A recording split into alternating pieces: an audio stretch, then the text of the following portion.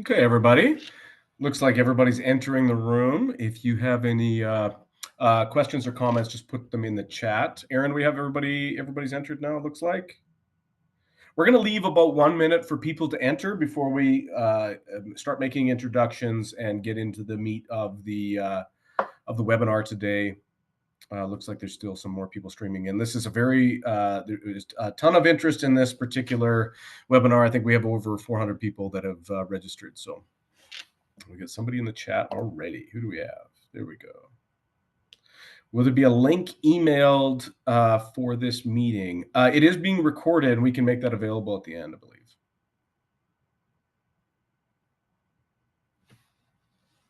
And for everybody, as we're getting ready, make sure to subscribe to the mailing list that Alberta Council has. And if you need help with that, Aaron, just type it in the chat if you're interested, and Aaron will make sure that you get that link. Okay, everyone, we're at 101, so we're going to kick it off. My name is Travis Olson. I'll be hosting this. I work for Alberta Council, which is a legal and lobbying firm, and we do a lot of grant writing too. So we are the largest bipartisan lobbying firm in Alberta. And we have our guest today, Trevor. Is it Trevor Tombe? Did I pronounce that right? Tombe. My apologies. Not at all. I was listening to one of yours with Pamela Wallen, and she had you pronounced as a little bit different. So anyway, my apologies. Anyway, we've got Trevor Tombe, rather.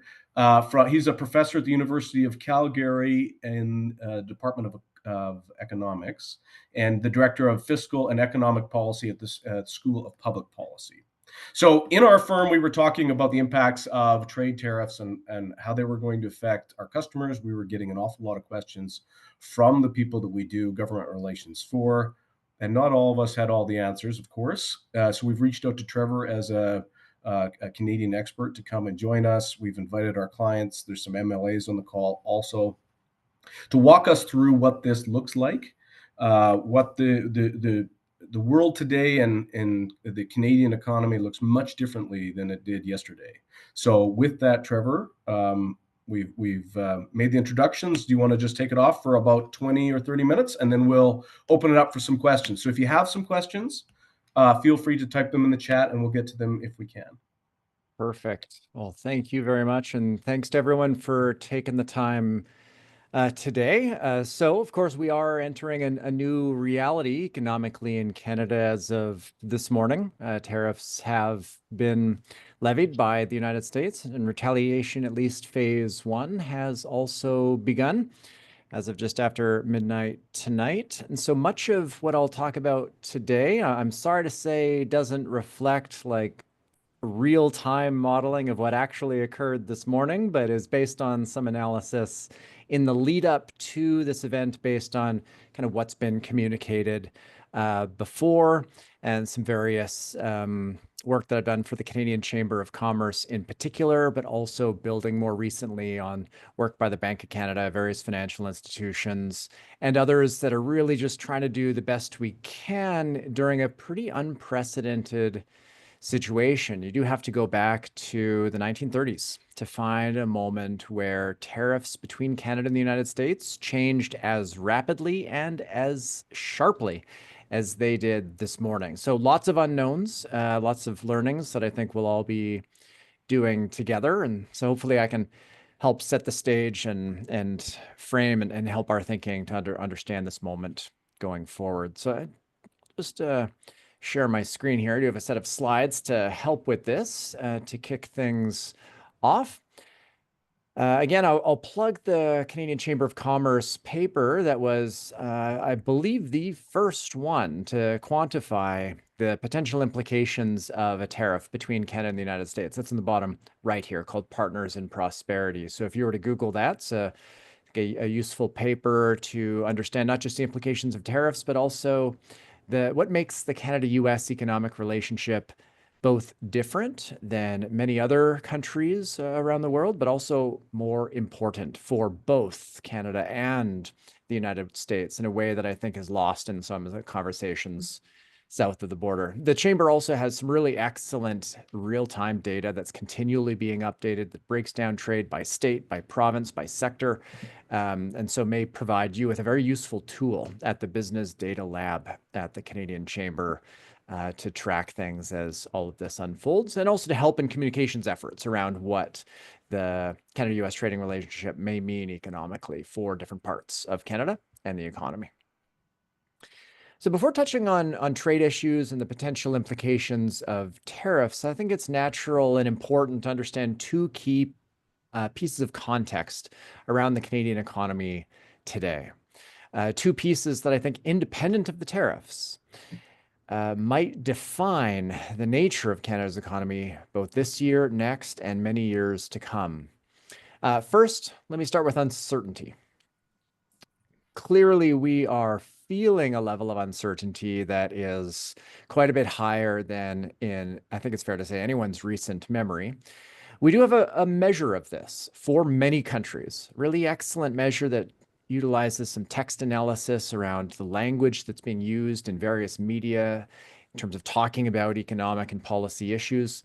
And that index I've plotted here. The peak level of uncertainty that we've seen in Canada prior to today was experienced in early 2020. In November of 2024, so that month, we saw uncertainty start to peak and get into that early COVID level.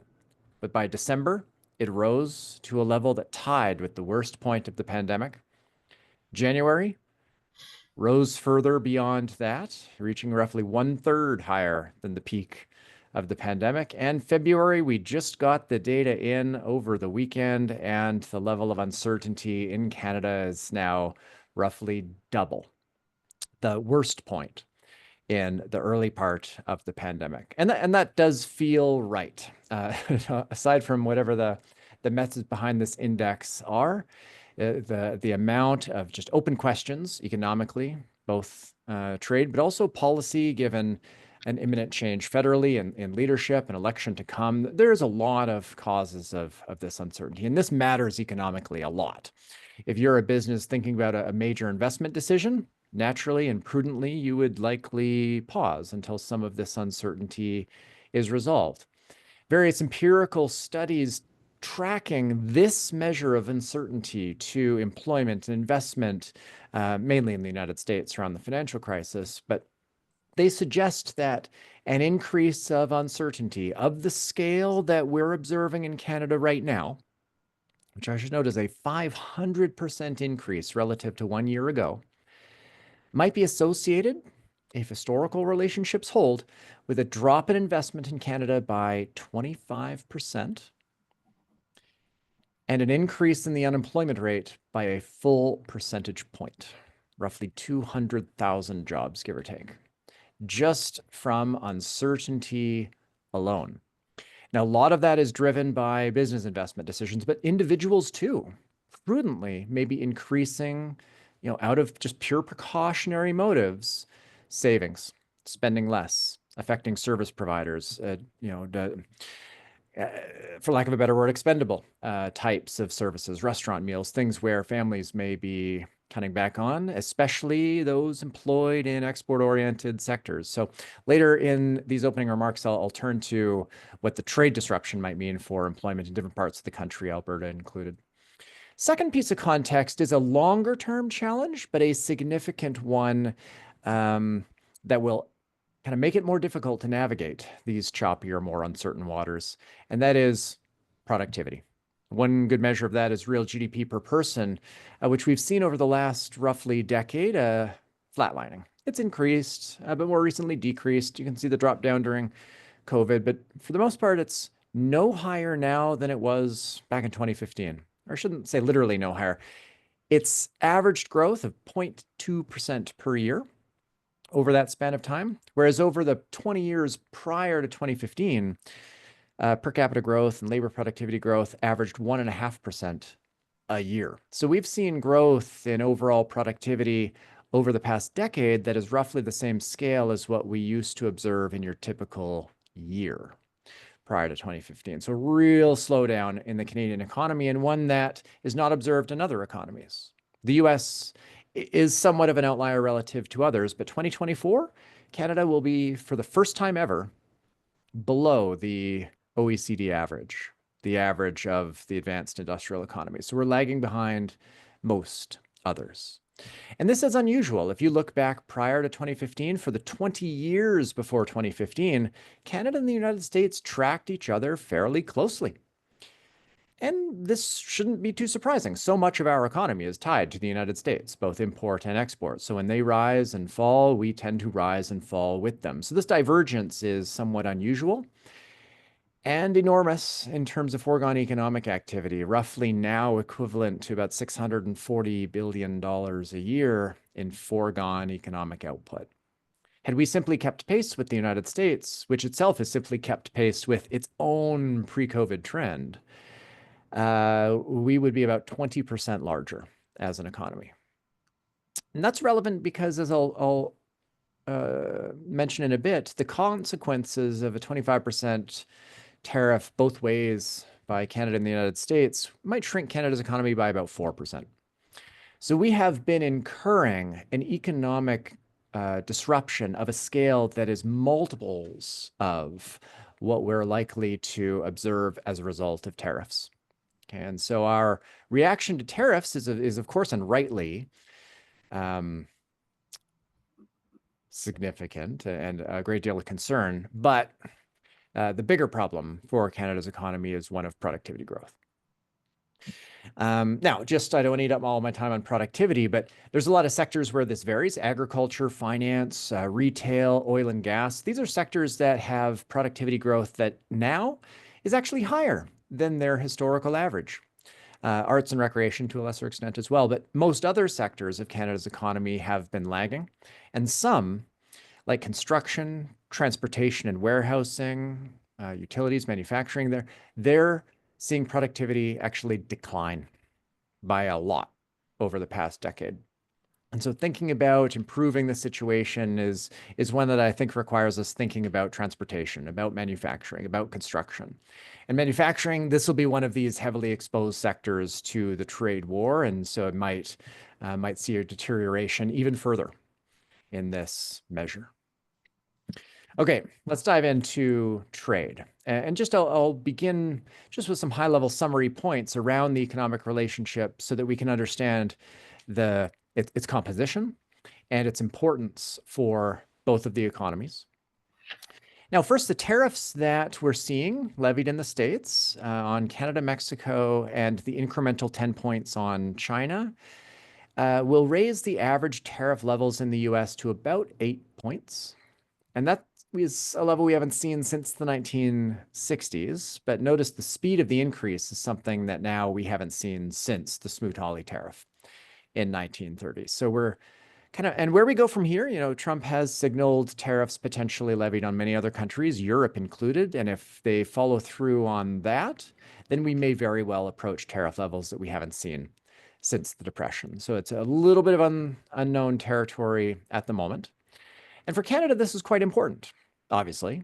Two-way trade as a share of GDP is significant. You don't even need a graph to know that. All Canadians appreciate the importance of the US trading relationship, but it's about equivalent to 40% of the Ontario economy, similar for Alberta and the other prairie provinces, even more, well over 50% for New Brunswick. And so it's just so much more important as a share of activity here than the States. One of the most tied in states to Canada is Michigan, and trade with us two-way, so imports and exports, is about 15% of the Michigan economy. So this asymmetry here between the importance of trade, about 1/3 of Canada's economy overall, and about 3% of the US economy overall, does mean that it's not front of mind in the US in the same way that it is here. The tariffs are kind of the top story on the New York Times, but there's a lot of other things dominating the agenda in the United States, and the trading relationship with Canada isn't something that rises as high up the public interest levels as it does in Canada for this reason. It's just not as big an issue economically, at least at a high level, than it is here.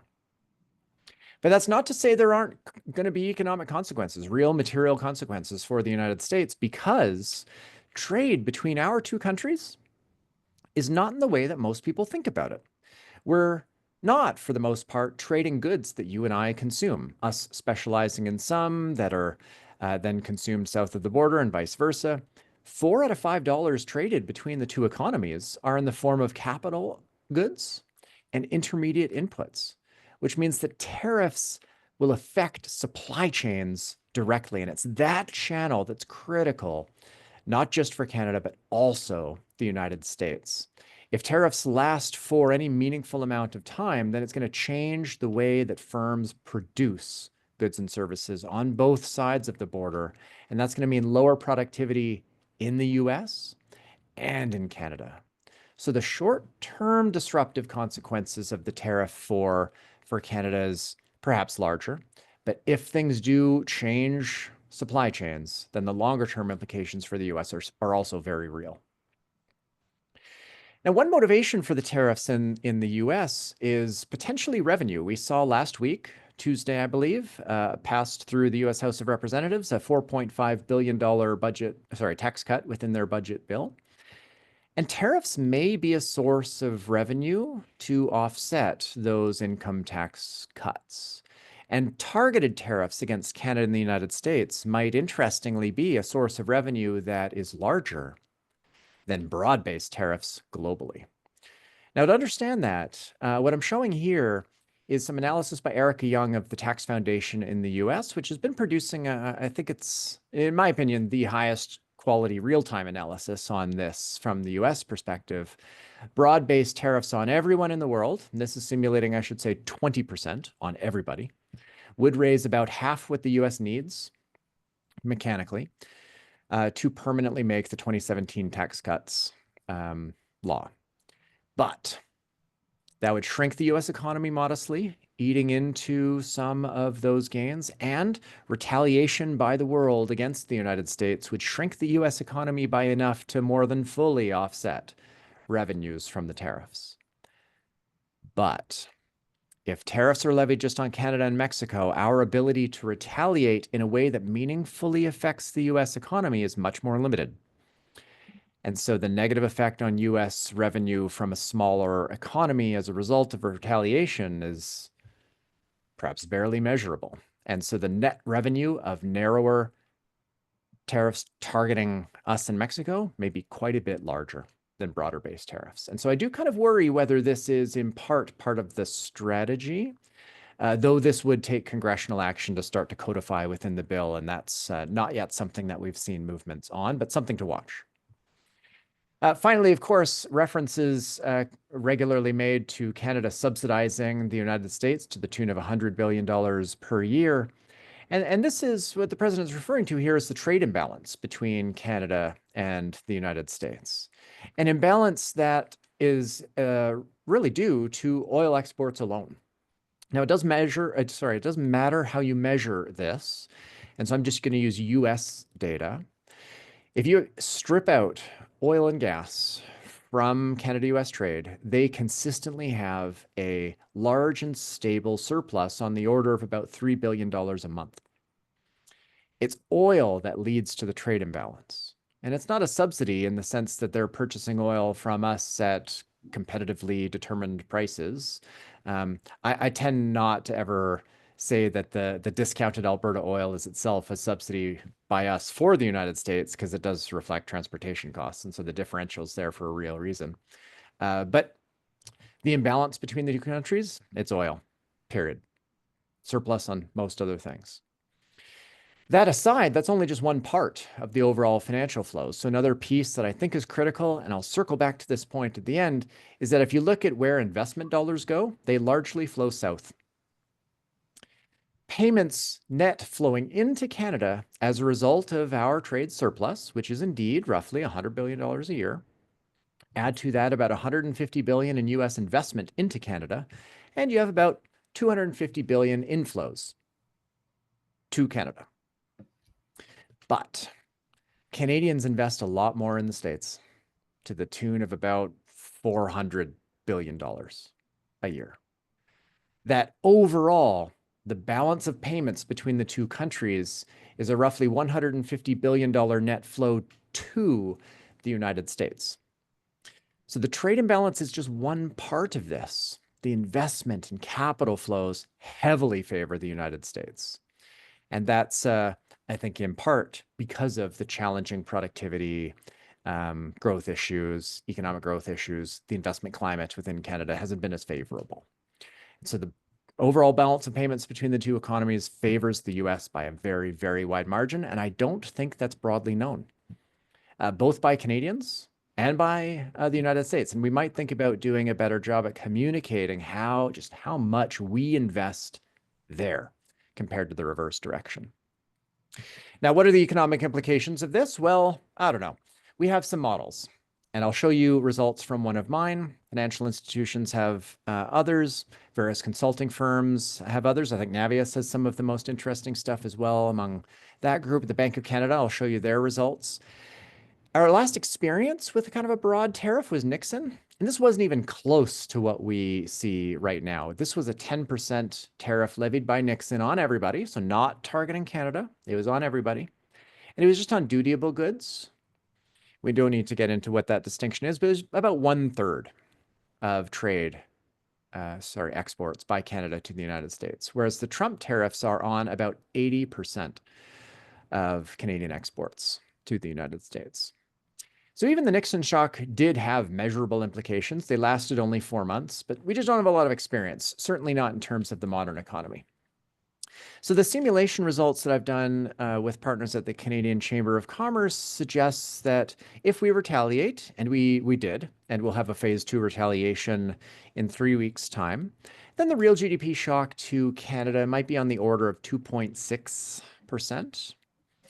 Compared to the United States of about 1.6. Now, these are the long-term implications. So this assumes the tariff is in place for years and businesses change their supply chains and we incur productivity consequences as a result.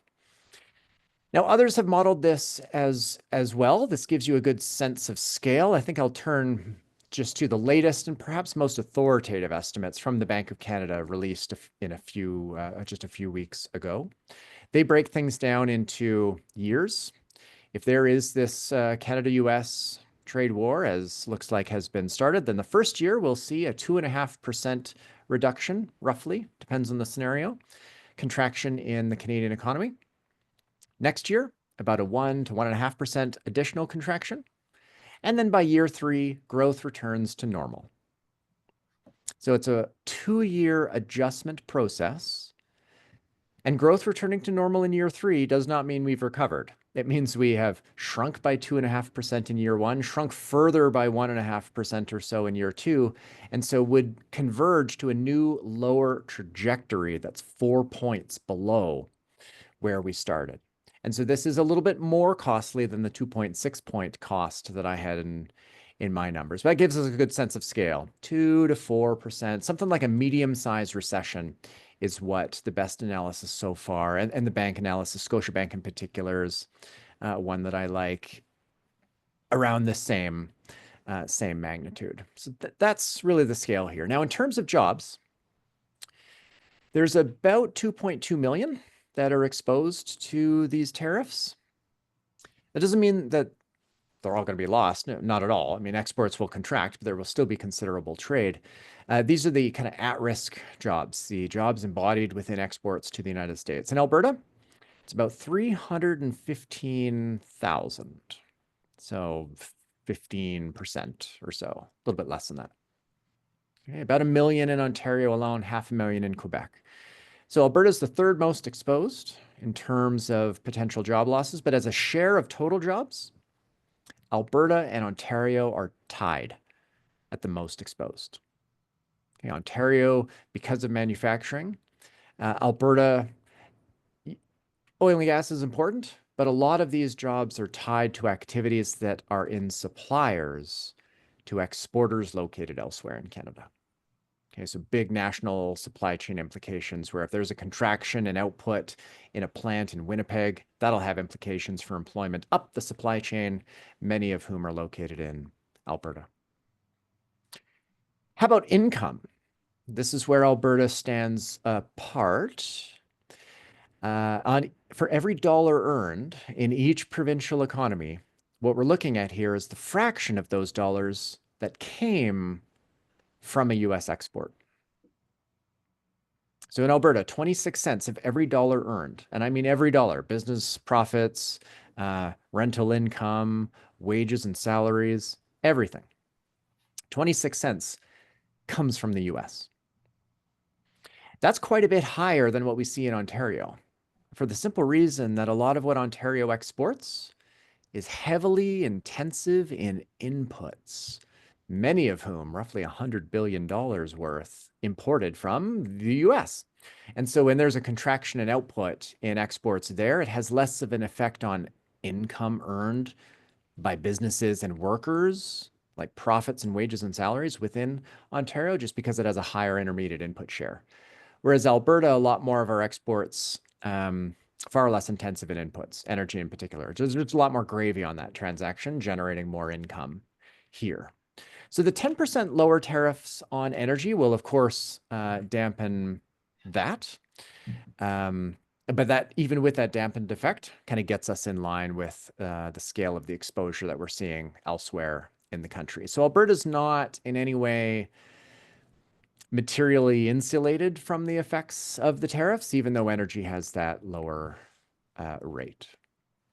Now, in terms of retaliation, there's been a lot of interesting conversation around that, and I'll talk about our tariffs in a moment, but one item that some have floated is restricting certain exports. For a while, although governments did move away from this, there was conversation around restricting or taxing oil and gas exports.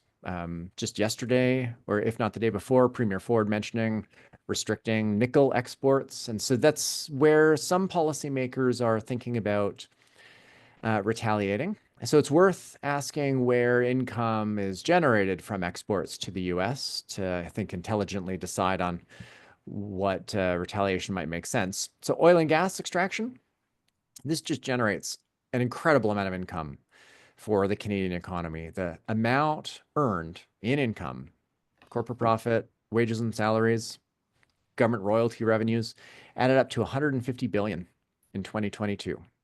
This is the most recent data. Whereas motor vehicle manufacturing added up to about 11. So there's a huge delta between the income generated by resource exports versus other forms. And so restricting exports as a form of retaliation, while there may be disruptions in the United States, also comes with potentially significant costs to Canada. And this is certainly something we should keep in mind when weighing the relative merits of restricting certain types of exports in retaliation. Jobs too. Oil and gas extraction accounts for more than motor vehicle manufacturing, several times more. And this is, again, a fact I don't think is broadly appreciated outside of Alberta. Oops. Now, where might we see the biggest effects of the US tariffs? Well, at 25%, it's tough to know how US buyers will respond, because a lot depends on how long people think tariffs will last. If they're just in place for days or weeks, we might not see any response. It'll cut into margins, and there will certainly be costs, but there might not be big behavioral changes. But if tariffs last a while, then demand by US consumers will fall for Canadian output. It's tough to know by how much. And so I've been kind of making a simple assumption that demand falls in proportion to the tariffs. So 25% tariff, 25% reduction in demand. If that, and this should just anchor intuition, I don't mean to overclaim anything here, then motor vehicle manufacturing experiences a roughly 15% contraction in output. 25% reduction along certain subsectors within that category. Resources declined by about 8. Agriculture, similarly. Services too, though not directly affected, experienced about a 1 point or so drop in output. And this is where the employment consequence comes from for Canada. That's what I'm plotting here. Lower output means lower employment. And it would mean, if we just take that previous graph, but we do the sector by sector across the Canadian economy in detail, and ask, what does that mean for employment reductions? Nationally, it would be about a 3% reduction in employment, or the unemployment rate rising to just shy of 10%. Okay, so a 3-point rise in unemployment. This, I should note, is also consistent with Scotiabank's analysis of this. I don't believe the Bank of Canada simulated unemployment in any way, or if they did, they didn't report it. And in different parts of the country, that'll land differently. So the darker the area in this picture, the bigger the employment loss. And so in Southern Ontario, outside of the GTA, that's a big source of hit. And in Quebec, kind of the southeast of Quebec, kind of north of Sherbrooke there, has the biggest effect as well. In Alberta, it'd be in the more resource intensive regions. This, I should say, would take a lot longer potentially to materialize because oil and gas can absorb, at least in the short term, a 10%, I think, pretty easily without changing much in terms of operations. But if it's permanently in place, that might very well change investment levels and therefore future production and output levels and so on. But this gives us a sense of how big the employment hit might be and where in Canada it's located. One thing to note is it's, for the most part, outside of major cities. And the implications of that, I think, well, it'll obviously affect the policy response that we might see the federal government roll out in terms of support for individuals and businesses. But that rural-urban split is also kind of an interesting political dynamic, and this might exacerbate that. In that GTA, Montreal, even Calgary, Vancouver is not as exposed as other parts of the country are to the disruptive effect of the tariff. Now, I'll run out of time, so I'll maybe just jump in the last minute or two before turning to Q&A how we should respond. The previous slide was on Alberta finances, and the budget only came down a few days ago, and I think the government did a good job at portraying the low scenario as consistent with what a lot of analysis suggests we might see. Across the 4 years in the budget, it shaves growth by about 3.1%. Low scenario cuts revenue by $3.5 billion in the first year, nearly $5 billion in the second. And that I think is quite consistent with where my thinking is on the issue. And so I give the Alberta government a lot of credit at being kind of open and transparent about what that downside scenario might be. It's just unfortunate that the downside scenario started only a few days after the budget itself came out. But I take the budget numbers pretty seriously. And if you want to have a sense of what fiscally this all means for Alberta, just flip to the economic output section of the budget and look at the low scenario, because that's roughly where most thinking is around where we might see things. How should we respond? Well, we did respond this morning with the phase 1 retaliation and phase 2 coming in 3 weeks' time. And just to give you a sense of what this might mean for the US, because the goal of retaliation is to change the behavior of the US. But they're quite a bit bigger than Canada. And that's a critically important point. It's an obvious point, but an important one. If you look at which US state is most exposed to our retaliatory tariffs, it's Wisconsin. Exports affected by the tariffs are equivalent to about 0.5% of its economy. And that is the most affected state. And if Canadian demand for US imports declines in proportion to the tariff, then that's kind of a GDP hit to Wisconsin on the order of 0.1 or 0.2%. And we barely measure state-level GDP with that level of accuracy. So it's quite accurate to say that the Canadian tariff retaliation does little more than a rounding error to US economic activity in the short term. It's very limited in our ability to actually exert economic pressure on such a large economy given our size.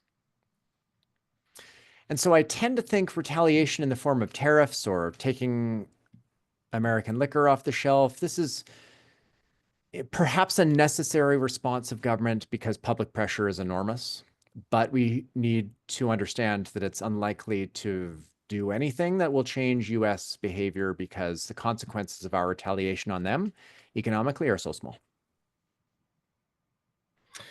So instead, this will be the final point. Apologies for going a bit over.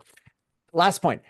What we should do, and I think many have been saying this, and I can't stress it enough, I strongly agree that Canada's focus ought to be on improving competitiveness and productivity and the economic resilience of the country by aggressively pursuing policy reforms in many, many areas, from tax and regulation to internal trade to infrastructure to fiscal policy, productivity in the public sector, as well, skills development, everything.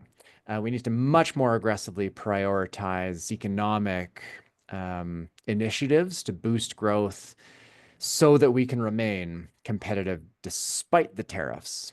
And I think this is a realistic approach in that the amount of productivity lag that we've been incurring over the past 10 years adds up to much, much larger a cost on Canada's economy than the US tariffs do. So if we can get domestic policy right, we can grow much more than the US tariffs would lead to a Canadian economic contraction. And I think that's a very important point. And I'll end there and appreciate your time. Looking forward to the conversation. Yeah. Okay. Well, thank you for that, Trevor. We're about 35 minutes into this, everyone. Again, my name is Travis Olson. I'm an associate with Alberta Council. So thank you for joining our webinar, and thank you for Trevor for doing this. We're going to get into questions right away. We're going to plug just one more time the we're going to plug the Aaron, do you want to plug again, put that link up in the comment chat, the email chain that we've got, the news mailing list that we have? Anyway, we'll continue. One of the questions that we got in the chat, we might as well just start there. One of the questions we got offline, and then we'll get into some that are here. Never waste a crisis. So we're sitting in a crisis. What are the opportunities that we have? A lot of people are sitting in, watching on multiple different platforms here, talking about this is pretty depressing. It's pretty disappointing. What are some of the opportunities that we have?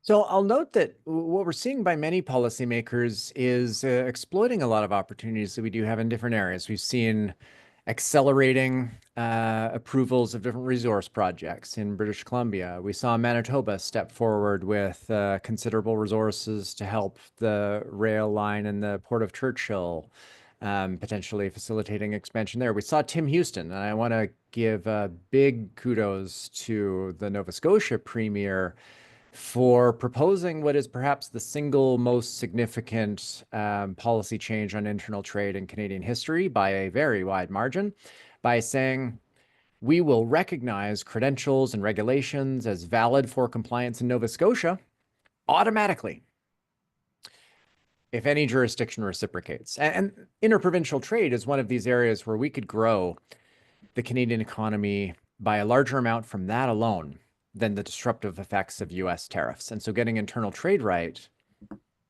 involves smoothing out the regulatory differences across provinces. And one clean mechanism to do that is what Tim Houston put forward, which is mutual recognition for other willing parties. And we haven't seen many others take that up, although this was just a week or so ago. We'll see where it goes from here. But there's a lot of low-hanging fruit and things to improve the investment environment. Well, one thing we saw in the fall economic statement was accelerated depreciation allowances. We could go even further, allowing for 100% expensing of capital investments immediately. And so there's a lot of simple things that could be done. And fiscally, our retaliation, it generates a lot of revenue. The phase one may generate, it's tough to say exactly, but 7 billion or so. And Trevor, why don't we talk a little bit more about, because we mentioned phase one and phase two, but not everybody's going to know what phase one and two are. Sure. Phase one, these were tariffs that we levied this morning on $30 billion worth of imports from the United States. And there is a phase two that expands the list of included items by, I believe, $125 billion, leading to $155 billion worth of imports that would be subject to a tariff. So phase one, 30 billion immediately, largely consumer goods, food being a big category And this was selected because it very minimal risk of disrupting supply chains and production processes. A hit to consumers, no question, but also items where it's fairly straightforward to substitute. So is lower risk for the government to pursue that. Phase two expands it, a little bit more economic consequences from that. And that's what will kick in 21 days time. And this is 25% levied on 30 billion worth of imports, generates considerable resources. All in, once we get to the end of this month, if tariffs are still in place and we've expanded the list of items we've retaliated on, the government of Canada might see somewhere between 30 to 40 billion dollars in revenue. And so a lot of that can be used for support to businesses, potentially trying to help offset some of the tariff costs for them, for individuals, especially since we are now through policy deliberately making some food items more expensive. There might be scope to boost income support to lower income folks, but also maybe using some of the fiscal room here to pursue fiscal policy choices like aggressive investment tax credits to improve the investment environment in Canada. Okay, so I mentioned never waste a crisis. What are some of the, a lot of times we discuss any number of things and we feel like nobody's listening. The great thing about this webinar is we've got multiple legislators actually participating in this and watching. Multiple of MLAs and maybe even a few MPs. I won't mention them by name because they might not want to, but you got an opportunity to speak to some of the actual decision makers going to be making a difference in people's lives. What are some of the things that you should caution them on the response? Because much of this, we're Canadians, we want to stand up for Canada, we want to fight back. What's the best way to do that? And are we doing a whole bunch of it at our own peril? Yeah, so I touched on this at the tail end of my remarks in terms of our limited ability to truly exert economic pressure on the United States. Size does matter in a trade war, and it is much easier for larger economies to shift costs and burdens onto smaller ones than it is the reverse. Now, governments will naturally need to respond to public pressure, which is quite large, and retaliation quite popular. And so there is a need, just politically, to do something and to pick the list of items that we retaliate on to really minimize economic damage. And to the federal government's credit, that is my impression of what they've done. They haven't articulated it in this way, but the phase one, the 30 billion items that they have selected, that's like a single digit percentage share of our total imports from the US, largely on items that are not going to have dramatic disruptive implications for the Canadian economy. If you're going to retaliate, that's precisely what you would retaliate on. And then the expanded list, that gets us to about as big as could possibly be before we start levying tariffs on important intermediates and capital goods and things that would disrupt production. So the federal retaliation in terms of tariffs is perhaps calibrated just right, needing to respond just because of the pressure, but not responding too much, certainly not dollar for dollar. I mean, that would be quite disruptive for Canada's economy. And so threading that needle is of course, politically very difficult, but I think they might be threading it pretty well. And so in terms of retaliation, stop there on tariffs and engage in other ways. And if there are further steps, make sure they're targeted, make sure they're not on things that businesses use in Canada as inputs. And as far as consumers go, make sure it's on things that are easy to substitute away from. Otherwise, focus on ensuring that Canada's economy is resilient in the face of a new economic reality that we might face, which is a much more uncertain relationship with the United States. And so tariffs aside, this is potentially a new longer term reality that we need to think about. We might see some actual decoupling on a whole bunch of these projects the longer it lasts. And some of that is easier than others. Internal trade has gotten a lot of attention recently because it is easier to make short-term moves there, as Tim Houston has demonstrated. And I will say that's not without risk. Some regulatory differences exist for a reason. And moving quickly on smoothing out regulatory differences, while it will have productivity benefits, may also come at the cost of weakening a regulation that might exist for a good reason. Yeah. So moving fast and breaking things, there's going to be some of that. And minimizing the amount of adverse consequences from that, as I worthwhile initiative. But longer term, diversifying economically, aside from just improving the internal economy, is largely an infrastructure question. Trade diversification with other countries, it's not really about policy. TPP and CETA, right? We are now in a free trade agreement with basically every major economy that we can be in, but we're limited by our physical capacity to trade. Rail and ports. Port expansions are therefore enormously important. The federal government has, to its credit, approved the expansion of the Port of Vancouver. I don't know where that's at in terms of whether it's actually started construction or not. I don't believe it has. And Montreal is right now also seeking to expand, another critical project. Fast tracking something like that makes a lot of sense because that's something that will have benefits years down the line. And so moving quickly to the extent that we can on infrastructure, that's how we get trade diversification.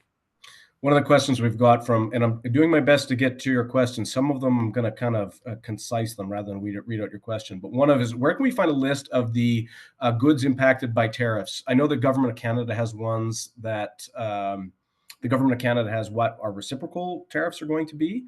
And I know that if you paid attention 30 days ago to the tariffs, much of what was proposed by Trump 30 days ago is what's applied to now. There's a few cutouts that were not included in their tariffs, some related to charities, some related. I noticed the biofuel wasn't in the first draft, but is at 10% rather than 25. Some of those things, you want to talk about that a little bit on just the major subgroups that are included or not included in the tariffs and our retaliation. Yeah, so I can't speak to the nitty-gritty details of the US as I haven't had a chance to actually look at what's come out this morning. I put into the chat a link to the item by item list of retaliation that Canada announced. I should say that this is the February 4th list, and my understanding is that's unchanged. But I haven't had a chance this morning to make sure that that's the case, but that gives you the phase one list of items that Canada retaliated on. And broadly, the biggest effect. You're saying the retaliatory list of the That's right. government. Yeah, so I put into the chat the retaliatory list, and I can't speak to the nitty gritty of the US, although it covers 80% of our exports to the US. And the largest amount of exports not covered are, of course, services, because that's not what we levy tariffs on. Okay, some of the other questions we've got discussing about how, I think I lost the thread, but basically the discussion of how seems like it's going to affect Edmonton and Northern Alberta more than some of the other parts within Alberta. This is mostly an Alberta-based audience. Most of our clients are Albertans. There's some exceptions, but do you want to just comment on that? Is that just relative to the amount of things that are produced, more damage to rural areas because of agriculture and oil production? Exactly right. So it's agriculture and resources that creates the employment effect in Alberta outside the major cities. And then in Ontario and Quebec, it's the manufacturing disruption that creates that employment loss. Services does see a hit, no question. That is by far the largest area of economic activity in Canada. It's just not a large share of the total.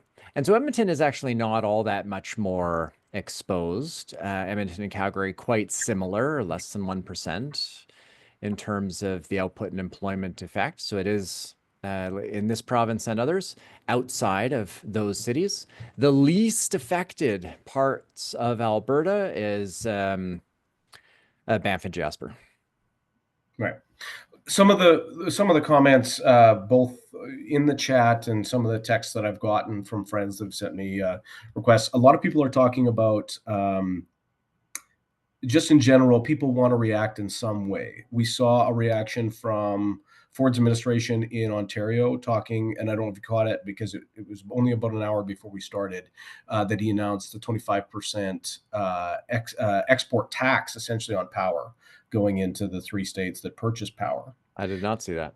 Yeah, so he announced that about an hour ago. I was watching it just as I was prepping for this. There's been other talk of putting export taxes. I'm not sure what the proper terminology on that is, but essentially an export tax on the products that Americans buy that they desperately need that have that are inelastic. They're going to buy it no matter what. Like potash being an example, rare minerals being an example, power, in some cases petroleum. What are your thoughts? And so it's true that there are a lot of items that have pretty inelastic demand for Canadian exports, but in those same markets, the elasticity of supply is similarly inelastic. So think about potash. What's the substitute buyer for potash? There is not the physical capacity to export anywhere else. It's tied to the US. Full stop. Period. We'd have to sit on it. Exactly. And so it's a market where you have inelasticity on both sides. And that means it's not obvious kind of which way the incidence of any kind of restriction will go, whether the burden is borne by producers here versus buyers there. That's as true on a tariff as it is on an export tax. And so electricity is interesting. And I don't know the nature of the electricity markets or contracts to intelligently opine on whether this tax would actually be flowing through to American buyers, or Ontario is just going to be selling less power and there's substitute options available. Ford was asked about the contracts, and he said, "I don't care. We're just doing it." Yeah, that's fair enough. Fair enough. Yes. So there'll be some legal ramifications of this going forward. But if there's substitute electricity producers in the States that have marginal costs that are less than 25% of the current price there, then you might just see Ontario selling less power with limited disruption in the United States. And so that would then be a measure that has consequences that are larger on Ontario than those south of the border. And so it ultimately comes down to substitutability. And like in oil, there's refineries that are tied in and stuck with refining Alberta oil. The infrastructure is that way. They have been configured to process that particular type of oil. But producers, too, are tied in to that same market south of the border. So a lot of inelasticity, and the burden could be shifted one way or the other, depending on a lot of things that's hard to predict. So this is new territory. Just reading some more of the chat. You mentioned 2 long-term adjustments. What would the adjustment time for Canada to be to secure other markets for goods and supplies to bridge the gap lost by the US, assuming that the tariffs are permanent? Some big assumptions there, but yep. The timing is itself a policy choice in a sense. Our capability to trade materially more with other economies is entirely a question of port and rail capacity. And what is the speed with which we can expand that capacity? Now, because I think it's called the Roberts Bank, well, whatever it's called, the Port of Vancouver expansion is gone through, all the regulatory approvals is done, and now it's just a question of physically building it.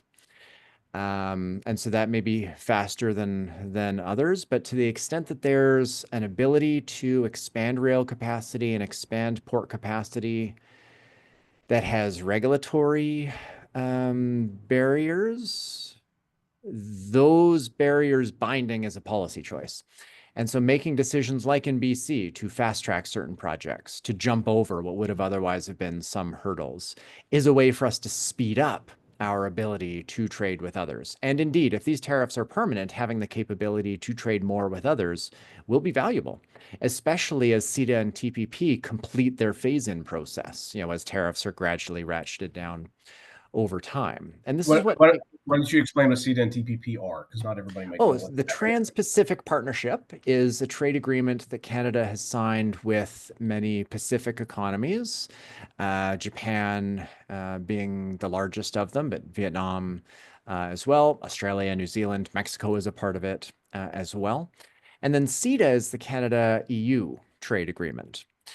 Now, both of these agreements have phase-in periods where tariffs gradually decline.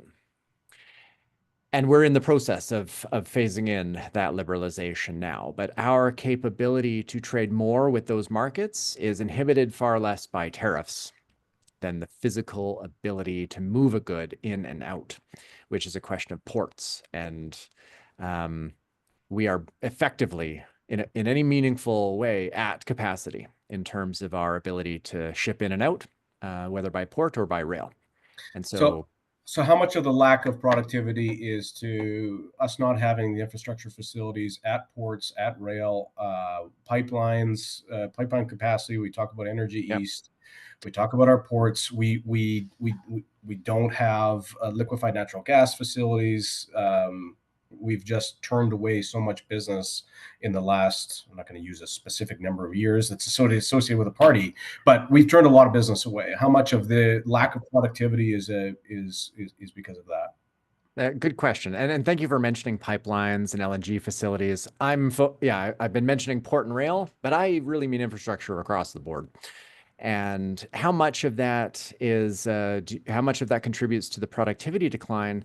That's tough to quantify exactly because it has implications right across the Canadian economy. But transportation as a sector has seen its productivity decline by an average of 1.4% per year, each year for the past decade, relative to what was previously productivity growth that was on average about 1.5% per year. So that just mechanically alone has been a big drag for an important sector.